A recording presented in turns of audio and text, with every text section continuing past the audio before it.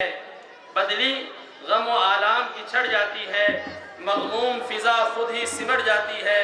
करते हैं भरोसा जो खुदा पर, उनकी तकलीफ भी आराम से कट जाती है।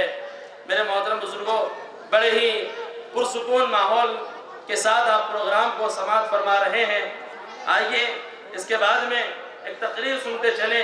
तकरीर का उन्वान है इखलास नियत। अल्लाह रब्बुल इज़्ज़त उसी अमल को कबूल करते हैं जो खालिस उसके लिए किया जाए, और जिस अमल में रिया हो, दिखलावा हो, अल्लाह उस अमल को कबूल नहीं करते। तो आइए इखलास की अहमियत को बताने के लिए आपके रूबरू आ रही है हमारी मकतब की तालिबा ज़ोया फातिमा जावेद खान।